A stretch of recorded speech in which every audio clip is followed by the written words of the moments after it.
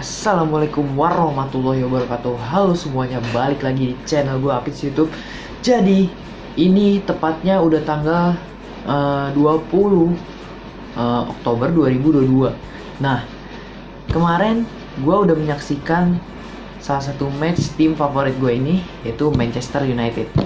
Oke, gue setelah menyaksikan Manchester United melawan Tottenham, alangkah baiknya gue bakal bahas di channel YouTube gue, karena channel YouTube gue tuh membahas seluruh hal positif gitu. Jadi hal-hal yang gue suka yang berbau positif bakal gue bahas di sini. Nah, oke, kita bakal bahas matchday kemarin antara Manchester United melawan Tottenham Hotspur dengan full time skornya yaitu 2-0. Nah, keren banget nih MU bisa meraih clean sheet pada pertandingan kali ini. Kemarin juga MU clean sheet ya waktu melawan Newcastle, walaupun tidak ada gol yang tercipta ya. Oke, jadi kita bahas aja langsung. Yang pertama kita bahas dari line up starting 11 dulu ya. Jadi match ini tuh dimulai lumayan ya. Gue nonton itu udah di hari-hari sekolah coy. Itu kemarin ya. Sekarang hari Jumat nih. Nah, kemarin jam 2:15 itu. Nah, ya pagi itu ya. Nah, terus habis itu apa ya, gue ngelihat starting line up-nya. Gue pikir seorang Cristiano Ronaldo itu dia bakal main pada pertandingan melawan Tottenham nanti. Nah, tapi ternyata setelah gue lihat starting line up yang isinya ada De Gea, terus habis itu Luke Shaw, kemudian Lisandro Martinez, lalu Rafael Varane, kemudian Diogo Dalot, tiganya tuh dipasang sama Ten Hag di tengah seperti Casemiro, Fred tuh yang aneh guys. Fred akhirnya Fred tuh dipasang lagi guys. Padahal sebelumnya pas ngelawan Newcastle itu Fred tampil agak buruk ya pada saat itu, karena Fred abis motong selalu kehilangan bola. Oke, selanjutnya ada si ini. Siapa? Seperti kita biasa, kapten kita Bruno Fernandes ya. Dan 3 penyerang, Anthony, Rashford, dan Sancho. Nah, gue ngeliat tuh kenapa MU tuh nggak masukin Ronaldo gitu. Padahal di match-match sebelumnya MU menang 3-2, 3-0. Nah, di 2 match sebelumnya itu Ronaldo tuh berkontribusi guys. Yang pertama itu yang leg pertama tuh yang di EPL tahun kemarin itu ya, yang 3-0. Nah, leg keduanya itu yang Ronaldo berjuang sampai mendapatkan hat-trick gitu. Nah, gue di sini tuh heran gitu sama Ten Hag, atau mungkin Ten Hag mendengarkan kata-kata dari Conte yang mereka ingin menang walaupun ada Ronaldo, dan akhirnya Ten Hag pun mungkin menunjukkan bahwa yaudah kita nggak usah pakai Ronaldo dah, kita juga pasti bakal menang. Dan ternyata bener menang. Oh my God. Clean sheet 2-0 walaupun cuma 2-0 ya, nggak kayak tahun kemarin yang bisa 1-3, 1-6 gitu ya guys ya. 1-6 lagi. Itu mah pembantaian guys, parah itu sih. Itu zaman yang Harry Maguire gimana lah pokoknya gitu. Itu pokoknya yang 3-0 sama yang 3-2 ya guys ya. Nah, kita lanjut ke segmen selanjutnya, finishing dari Marcus Rashford yang kurang akurat. Nah, gue juga nonton itu dari pertandingan MU nonton Tottenham itu. Gue ngeliat tuh finishing dari si Rashford ini tuh kayak gimana ya. Dia tuh udah selalu 1-1 lawan si Lloris itu. Dan ternyata setelah dia 1-1 itu ada dari kemarin sih sebenarnya guys, kayak MU lawan Omonia gitu guys. Waktu MU lawan Omonia itu si Rashford itu dia udah 1-1 sama si Uzoho, tapi si Rashford itu finishingnya entah kenapa lagi mabok guys.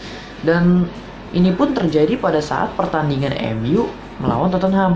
Nah, padahal udah 1-1 nih, Rashford selalu dapat bola, udah tinggal finishing doang 1 lawan 1. Tapi Rashford itu finishingnya nggak nusuk guys, nggak menceng, malah ke arah Lloris gitu guys. Atau mungkin bisa dibilang Llorisnya jago sih.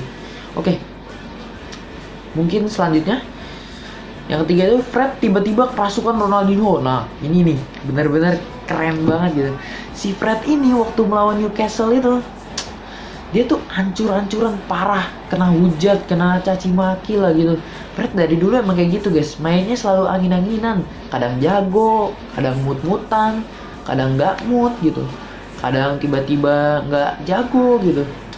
Nah, Fred itu kalau misalkan lagi nggak jago, lagi nggak mood, dia pasti habis motong bola, lepas lagi. Kalau nggak lepas lagi itu bakalan kebingungan dia, passing ke arah mana lagi, passing ke arah mana lagi gitu.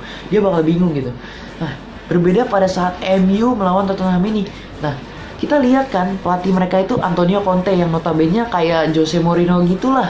Suka-suka main parkir bus gitu kalau lawan tim gede. Nah, ini Conte ini salah main lawan MU tuh malah parkir bus. Harusnya jangan main parkir bus, andelin counter attack cepat gitu. Jadi kalau main parkir bus itu udah kayak pas lihat MU lawan Omonia. Walaupun kita tahu MU cuma bisa ngebobolin 1 gol aja pas lawan Omonia yang leg kedua itu. Tapi kalau MU dikasih mendominasi, nah itu bakal bahaya banget buat Tottenham karena mereka tuh harus mundur bertahan gitu. Serangan MU tuh lumayan, tiki-takanya tuh lumayan guys setelah Ten Hag masuk gitu. Nah, kalau kalian mau kalau si Conte ini mau counter MU, harusnya dia tuh pakai, ya ini nggak mungkin sih ya, pakai strateginya dari Pep Guardiola gitu yang notabene main passing tiki-taka. Jadi tiki-taka MU yang notabene lebih nggak lancar daripada tiki-takanya si Guardiola itu bakal counter. Lihat kan pada pertandingan sebelumnya itu yang MU ternyata kalah lawan City dengan skor 6-3. Nah, oke, selanjutnya kita ngelihat dulu nih. Nah, si Fred ini kerasukan pada babak kedua itu tiba-tiba dia OP banget coy. Nah, ini dia cuplikan gol dari si Fred. اليونايتد محاولة تصل إلى جادون سانشو تعود إلى البرازيلي فريد وتسديدة في الجول. Gol dari seorang si Fred. Nah gila, itu golnya bener-bener kelas sih dia emang. Emang kalau orang-orang Brazil itu rata-rata dia jago guys main bola. Main bola tuh udah kalangan orang banyak lah. Oke, yang keempat kita lanjut. Bruno dan Fred yang awalnya diremehkan jadi gacor. Nah ini balik lagi ke match antara MU melawan Newcastle. MU ngelawan Newcastle itu skor akhirnya 0-0 atau kacamata telur. Kenapa 0-0? Finishingnya, alur serangannya. Satu lagi, ada yang mungkin gua nggak mau nuduh ya, mungkin digembosi oleh wasit gitu. Nah, karena beberapa gue lihat itu pada pertandingan itu tuh MU tuh dapat kontak di kotak penalti gitu guys. Tapi ya keputusan wasit begitu, dan akhirnya wasitnya setelah gue cek-cek di berita ternyata dia diturunkan ke FPL ya guys ya, atau liga keduanya Liga Inggris ya. Jadi dia diturunkan kasta, lalu kemudian dia pada saat kalau ada pertandingan Premier League dia hanya dijadikan wasit VAR, tidak dijadikan wasit utama. Oke. Bruno dan Fred ini awalnya diremehin guys. Pada pertandingan Newcastle mereka mainnya jelek banget guys. Bruno ini nggak tahu kenapa sekarang tuh mainnya kayak passing ngide-ngide gitu guys. Beda sama Bruno Fernandes model lockdown gitu. Ya walaupun sebenarnya orang bilang Bruno Fernandes waktu model lockdown itu ketutup jeleknya gara-gara penalti. Tapi dibuktinya bahwa Bruno Fernandes itu waktu tahun 2020-2021 itu bagus banget permainannya itu. Permainannya dapet, passingnya dapet, akurasi passingnya dapet, terus habis itu dribblingnya juga dapet gitu. Kayak visionnya juga udah mirip-mirip kayak Kevin De Bruyne. Bahkan banyak yang bilang kalau tahun 2020-2021 itu merupakan tahunnya Bruno lebih hebat daripada Kevin De Bruyne gitu. Banyak yang bilang begitu tuh fans MU tuh. Kalau menurut gua itu 2020-2021 oke lah, Bruno Fernandes mungkin lebih hebat daripada Kevin De Bruyne. Tapi Bruno Fernandes ini ada satu kekurangannya, yaitu konsistensi. Nah, kenapa konsistensi? Konsistensi itu perlu dalam permainan sepak bola ya guys ya. Nah, kalau misalkan Bruno Fernandes ini dia konsisten, lihat kayak match-match sebelumnya, setelah ada Ronaldo ini, Bruno Fernandes itu jadi kurang guys. Golnya kurang, asisnya kurang, penaltinya kadang gagal, free kicknya kadang amburadul gitu kan. Nah, mungkin ya konsistensi pokoknya itu diperlukan lah. Gue harap Bruno Fernandes bisa mengembalikan titik jayanya lagi, oke?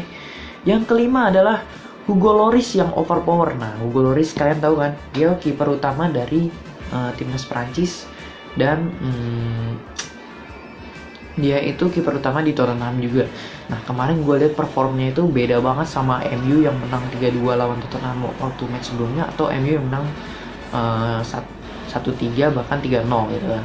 Nah beda banget ini. Hugo Lloris ini waktu pertandingan MU lawan Tottenham, walaupun MU yang menang 2-0, itu tuh Hugo Lloris tuh OP banget guys. Kalian lihat kan, 28 shoot totalnya kalau nggak salah ya.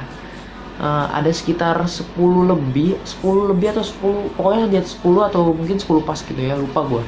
Pokoknya ada 10 tembakan ke arah gawang, dan Hugo Lloris tuh yang masuk cuma 2 guys. Keren banget dia, cok. De Gea juga bagus sih, cuman Hugo Lloris yang terus kena serang terus cuy. Gue nggak habis pikir sih sama si Rashford itu, kenapa si Rashford itu bisa-bisanya gitu, dia 1-by-1 sama si Lloris 2 kali dapat 1-by-1, kalah nggak masuk. Luke Shaw dari samping nggak masuk, siapa lagi tuh, Bruno Fernandes dari tendangan free kick juga nggak masuk. Mungkin si Lloris ini udah terlatih gitu ya, udah dilatih untuk konten agar pada pertandingan melawan MU ini latih lagi lah gitu, refleksnya mungkin gitu ya. Tapi gue rating sih di sini Hugo Lloris ratingnya dari 1 sampai 10 dia ratingnya 8,8 sih, emang bagus banget beneran, gak bohong gue. Oke, yang keenam, Ronaldo ngambek karena nggak dimainin. Nah, ini Ronaldo nggak ngambek nih dia, gara-gara nggak dimainin sama si Ten Hag. Nah, gue ngeliat tuh pada menit 89, Ronaldo itu tiba-tiba masuk ke lorong.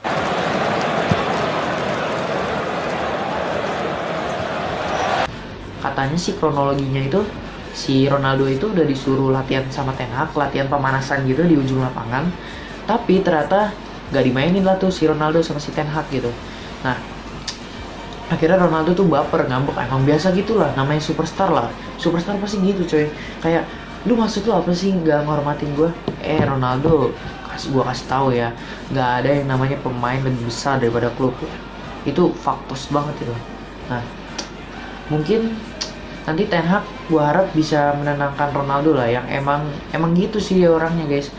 Dan dia mungkin baper juga karena inian, karena match sebelumnya dia tuh pasti mikir, gue tuh udah hat-trick lawan Tottenham, match sebelumnya juga 3-0 gue menang, gue nyetak gol, pokoknya pas nonton Tottenham gue berkontribusi sampai total 4 gol. Kok bisa-bisanya gue nggak dimainin sama si botak gitu, dia pikir pasti begitu gitu. Tapi ya apa daya lah, mungkin Ten Hag tahu jalan yang terbaik gitu. Dan Ten Hag pun sempat bilang kalau saya akan mengurusnya besok, dan sekarang kita harus berbahagia karena kemenangan kita gitu ya. Gue harap sih Ronaldo dan Ten Hag hubungannya baik-baik aja ya.